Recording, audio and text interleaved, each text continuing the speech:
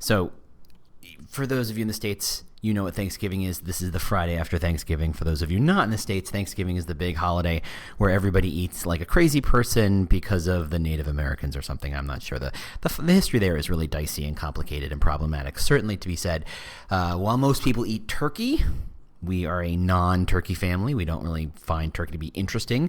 So mostly we do pork, but the last 2 years we've done brisket, which is great and all. But to me, Thanksgiving is all about the stuffing, which is, sausage and bacon and nuts and fruit and celery and onions and all sorts of goodness. And, it's just deliciousness. And I become my own self-serve human foie gras. They don't have to force feed me anything. They just point me to the stuffing, and I pretty much stuff it down my own gullet. It's pretty amazing.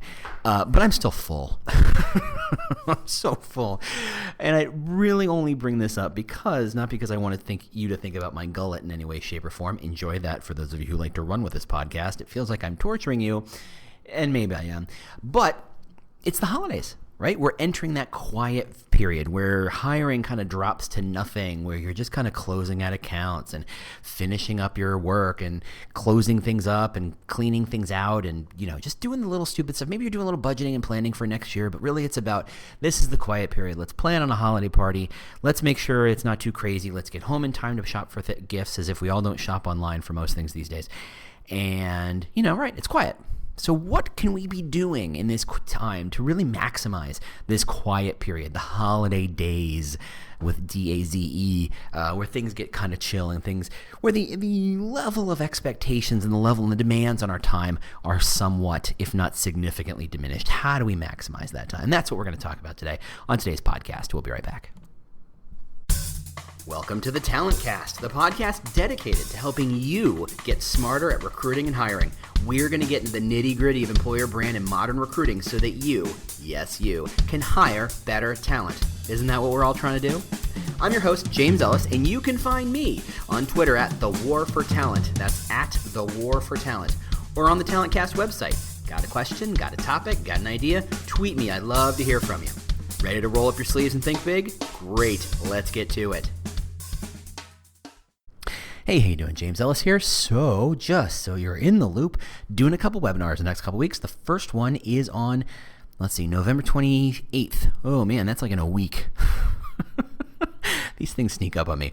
That is Employer Brand is for Business, even yours. I'll make sure to have show notes and links for all that stuff. The next one is December 12th, and that is Hiring is Holistic and Recruiting Isn't. So there's some fun. If you're in Chicago, I'm going to be at Built World's Future Work Conference. I think that's early December. I'll put links in show notes. And then I've got TMA Social Recruiting Conference in January. And of course, I can't forget to talk about Talent Brand Summit coming up in March. Early bird pricing, I believe, ends shortly. I'm going to be there, definitely. I'm on the board, so definitely want to be on that one. So I highly recommend it. I had a blast last time. If you're, super into and you're a practitioner of employer brand type stuff, a definite don't miss. So that's what's going on. So let's talk about the quiet period. I got to close that out because that video is distracting. I'm making sure I'm keeping notes. Anyway. The quiet period, right? So all the recs drop to nothing. Only the most urgent hires are even still open. Everybody kind of just assumes nobody's looking for a job. And it's one of those self-fulfilling prophecies, right? Everybody assumes no one's going to look for a job between Thanksgiving and Christmas or Thanksgiving and New Year's, and thus no one puts jobs out. And because no one puts jobs out, no one looks for jobs. Yeesh, it gets a little circular, whatever, you know what I'm talking about. But it's quiet. And, even if you're not a recruiter, things get quiet, right? What can you be doing? Everybody's more worried about the holiday party than they are about their Glassdoor score at the moment. If nobody's looking for jobs, a diminished Glassdoor score or a diminished amount of traffic is to be almost to be expected, right? It's chill. This is the time to chill. And so let's be fair. Most of our jobs are crazy panic, running around like three chickens with their heads cut off who don't like each other, angry in a bag kind of level of panic and chaos and activity, many times just for the sake of activity, right? How many people have meetings and you're like, why am I in this meeting? Why was this not 3-paragraph email sent to 10 people. Why are we here? In my new role here as a consultant, one of the things I've noticed is very different about my life is that I have significantly fewer meetings, and how much more productive that makes me and how much more I can get done in a day because of the number of meetings. And so, just putting that out there, maybe fewer meetings. Just maybe try writing the email. Just try to communicate a little bit in an appropriate manner. Anyway, things get quiet.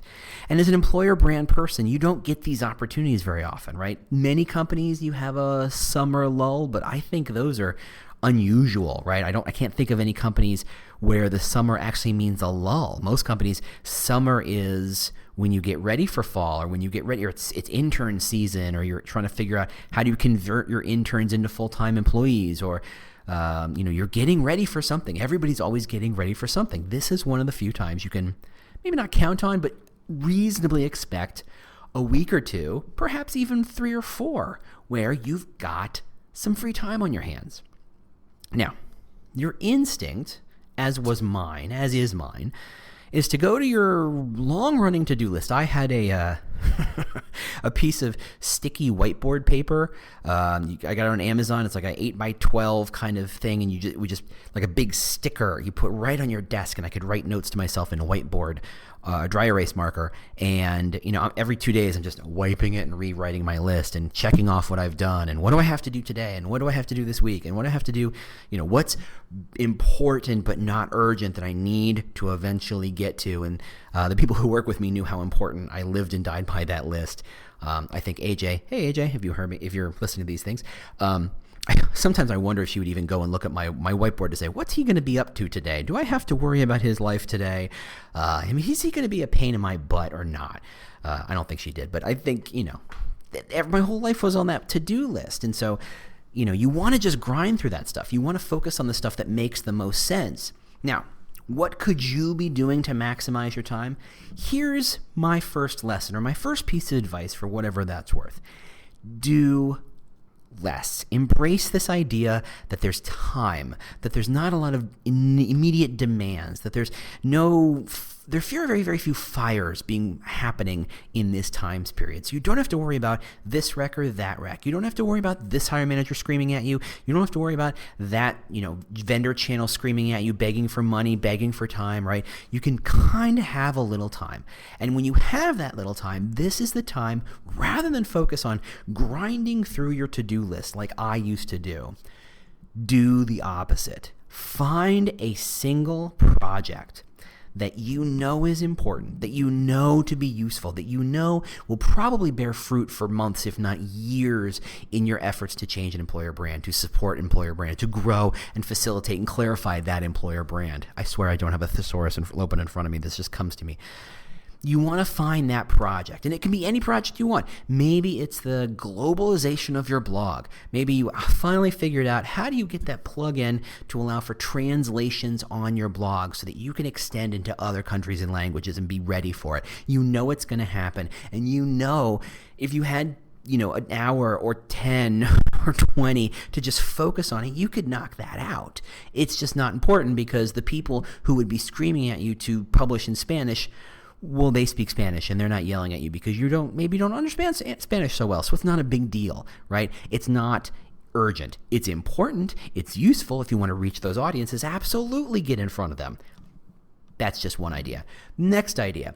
How do you very quickly start to put in place systems that elevate the scores and metrics that you actually pay attention to? Or, more importantly, elevate the metrics that your boss and your boss's boss pay attention to. For example, everybody's favorite, Glassdoor. It's a go-to of mine. I know they don't pay me.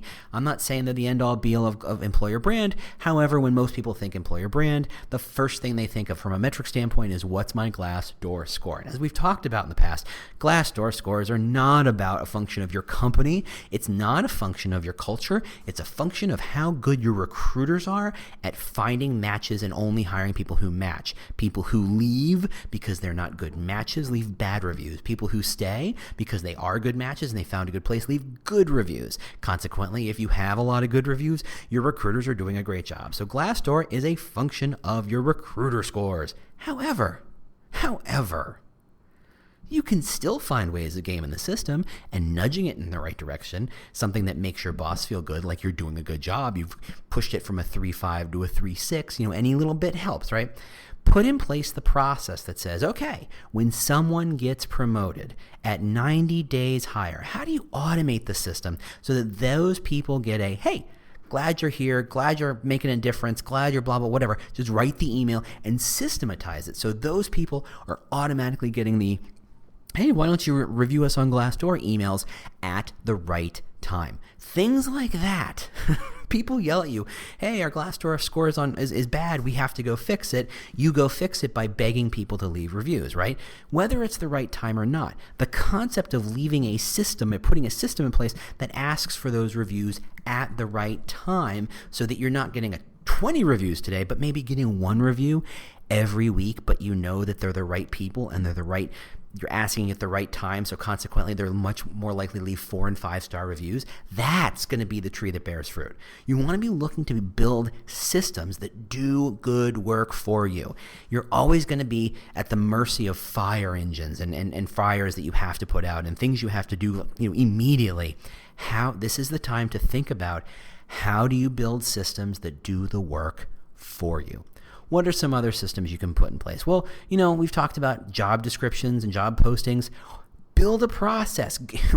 If you locked yourself in a room for a couple of days or maybe even a week or two and said, I'm going to rewrite the top, 20, 30, 40 job descriptions, the most important ones, and really think about it, and you start to, because right now when we write job descriptions or when we're involved in the job description process or the recruiters are, usually what happens is you have to write a job description, the job description for today. 2 days from now, someone will say, hey, can you write another job description? And it's like, oh, my brain is completely rebooted since then, like 6 times. Yeah, okay, I'll write you a job description. And it turns out you wrote something completely different than the second time. And when they come back to you in a week and they ask you to write another one, you'll write something completely. You'll be writing, it's like building matches as you need them instead of spending a couple of minutes and buying a book of matches so you have them as you need them. Because it turns out job descriptions should kind of align. And frankly, you could be reusing a lot of the structure and reusing a lot of the copy over and over and over again. Except when we do it, there's a fire, and so you're just doing whatever's expedient to kind of get things done immediately instead of thinking, how would I approach this to really do it right?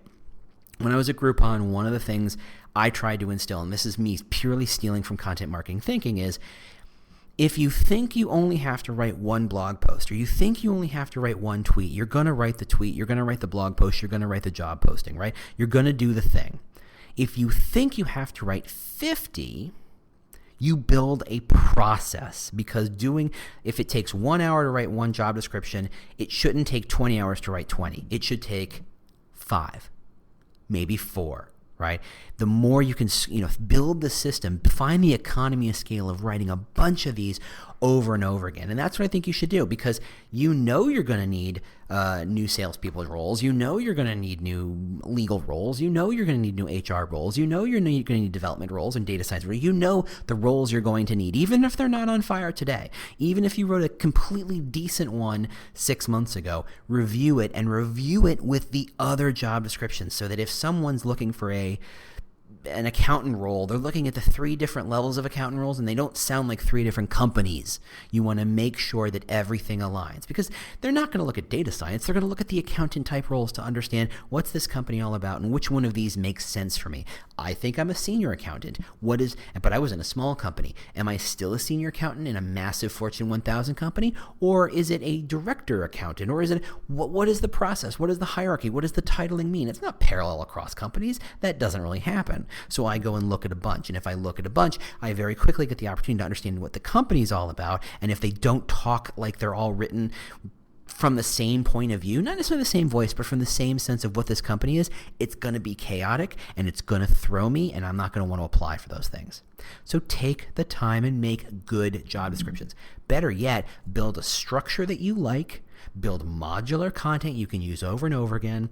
Go look at the most popular, most needed job descriptions, fill them up, build a library, and share that library with recruiters. And then when the recruiters can, as they use them, they can say, oh, that's great, but you should probably throw in a line about this. That's great. Congratulations, you've built a living, repository of the most painful things you've ever had to do. And guess what? You never have to do it again. Every time someone says, hey, can you write a job description or job posting? You just go, here's the repository. If you can't figure it out, it'll take me 5 minutes to copy one, paste it, make a quick tweak, and pass it right back to you, and you will be blown away. These are the things that bear fruit over and over and over again and allow you to create more free time down the road. There's a lot of examples of stuff you can do like this. I just hit a couple. I don't know you. I don't know your process. I don't know what, employer brand works for you. You could be thinking about editorial calendars. You could be thinking about ad buys. You could be thinking about all sorts of stuff. But this is the time when you should stop what you're doing. Go get a drink, go get a coffee, go take a walk, take a smoke break if that's who you are, I don't care. Just take a moment and think, what is the most important thing?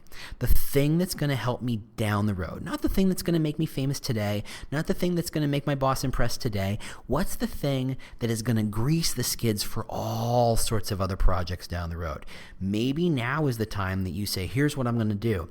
I'm going to go find a decent camera, or I'm going to go down to the video team and beg them to let me borrow a camera. And I'm going to set up a confessional booth. And when I say confessional booth, I don't mean an actual box or an actual phone booth, but I mean just here's a very simple backdrop, and here's a camera, and here's a light that makes whoever sits here look pretty okay. And it doesn't have to be professional. And just say, hey, everybody, I want everybody to come in and answer 2 questions, and I'm just going to record the lot of them. Just grind through it. So instead of creating a video, you're creating just a library of raw materials, responses, concepts, ideas across all teams, across all levels, across all genders, across all ethnicities, across all sexualities, across all whatevers, so that you can say very quickly, I have 100 responses to the question, why do you love working here?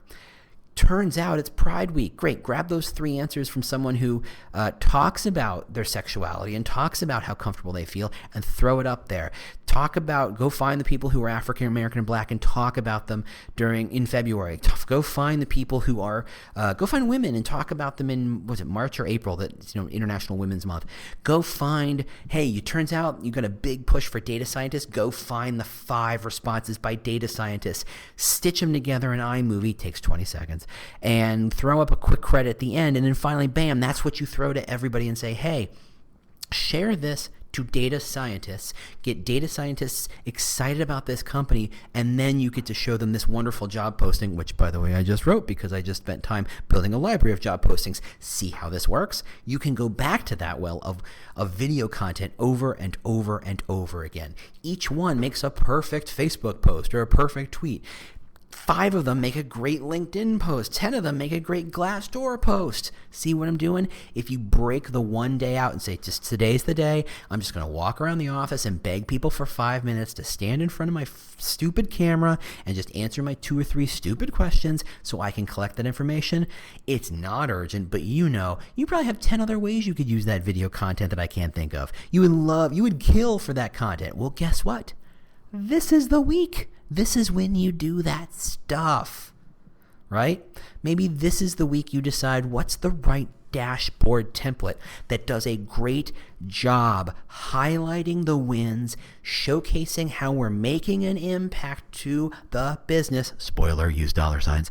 And that you can use over and over again. So you're not remaking your dashboard every month or every week or however often you do it. Or you can do it with some sort of sense of intentionality instead of, oh shit, my boss asked for some numbers. Here's the dashboard I use every once in a while. Yeah, let's just fill it with most popular numbers or the most recent numbers, and bam, there you go. Is it telling the story you want? You don't have time to do that. Oh, wait. This week you do. That's the stuff. And then once you nail down a format, you just turn into a process where your calendar kind of bings, bakes an hour out on the last Thursday of every month, and you go and you collect the data and you stick it in there and you write a great email talking about the highlights and the big wins and the impacts you've made or the intentions of what you're planning on doing next. Attach that dashboard to it, and congratulations, now you're marketing your department, your team, your industry, your concept of what your impact to the company. Congratulations. You say you're a marketer, be a marketer. Right? So far, so good? Fantastic.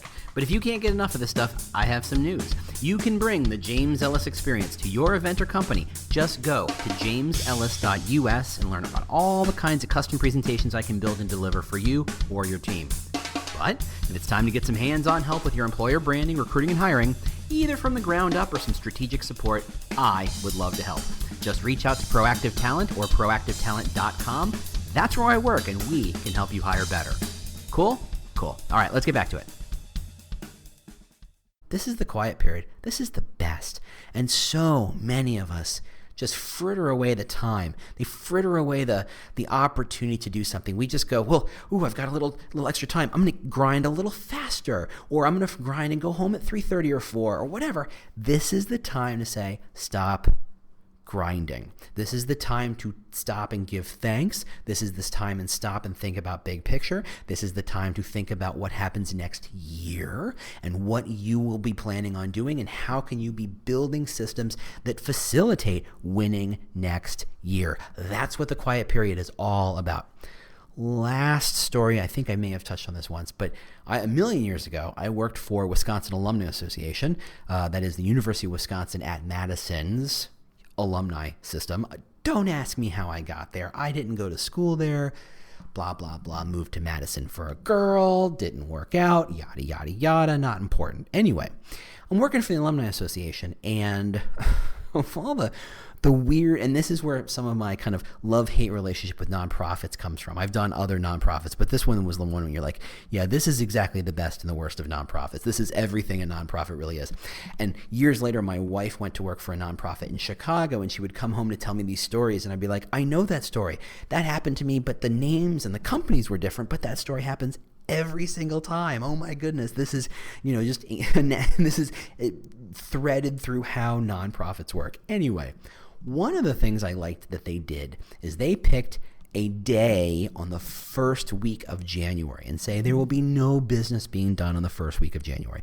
We will order pizza. You will wear your your schlubby sweats, your pullovers and your hoodies and whatever, and you will clean the office top to bottom. That means cleaning your desktop on your computer, cleaning out the hard drive, old files you thought you'd need one day, clean them out. Go through every folder, go through every desk drawer, go through every book, go through every bit of swag that you've collected. How many lanyards does any human being need, frankly? You just collect all that stuff, throw out what you don't need, clean what you don't need. This is your time to take one of those wet wipes and kill all the germs that might be on your laptop or might be on your keyboard or might be on your mouse, or make sure your chair is clean. This is the time to think, I'm going to do a quick vacuuming of my cubicle space and the hallway, and let's go through the refrigerator with a fine-tooth comb, and let's go through and let's go through and let's go through. The office shut down, and everybody knew you did not do any work. You cleaned, and you cleaned together. You found ways of making things better. One of the funny things is that you were expected to, all the stuff that you no longer wanted, you didn't just toss, unless it was garbage, but books, lanyards, T-shirts you collected at events, and let's be fair, at an alumni association, T-shirts were rampant. Just those file folder organizers that you think you're going to use and you use once, and then it just sits there and it's got the one piece of paper in it, and you're like, I'm never going to get around to actually organizing my life in a file folder kind of system like this. So you get rid of the organizer. Maybe someone else wants that organizer, and it turns out rather than ordering from office supply systems every 2 weeks, you could say just keep recycling the office material that people think they're going to use, but they never get around to. I thought that was great. You just said, look, let's clean up our stuff. Let's take a day, kickstart the year off the right way from a clean sheet of paper, as neat and organized as you can be, knowing that the vagaries of the year, of the day-to-day are going to just be a tsunami of just stuff in your life. Let's at least start from a clean sheet of paper. I thought that was great. This is your chance to do the exact same thing. Find a way of building a system that makes your life a little easier every single day. I don't know what it is, but you can come up with something. There's chances are, if you look at your to-do list, there is at least one, if not 2 or 3 projects that you know if you could knock out over a couple of days, and let's be fair, most projects only need a couple of just dedicated days, you would just be so much happier. You would be making an impact. It would make your life so much easier. Well, this is the month to make it happen. You have my permission to close your door, block your calendar, claim the corner of the office. Go claim a conference room nobody likes to use and say, for 3 days, I just need to do this one thing, and do it. You will be amazed by how much it makes your life easier come January. Thanks so much for listening. I'm going to see you next week. I've got coming up on episode number 100 soon, so I've got my episode map kind of laid out. I'm going to make 100 a big one. I'm going to make it a big one, but next week we'll see. We'll see how it goes. Thanks so much for listening. I will talk to you next week. I hope you enjoyed. Hope you share. Hope you do a great holiday week or whatever, and I'll talk to you next week. Bye. Well, the music means you've made it to the end of another episode of the Talent Cast. If this was useful to you, do not keep it a secret. Share it with your team. Share it with your boss. Share it with your networks. I don't know. Share it with your mom. If you have questions you'd like me to answer on a future show, or just, general ideas about how to make this thing better, just ping me on Twitter. I'm at The War for Talent, at The War for Talent.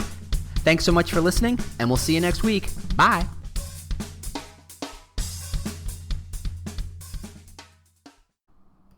The world's best-known investor and Wall Street expert Warren Buffett once said, "Wall Street is the only place that people ride to in a Rolls-Royce to get advice from those who take the subway." Mr. Buffett's quote is remarkably accurate, but how many people would rather receive advice from him than someone simply guessing?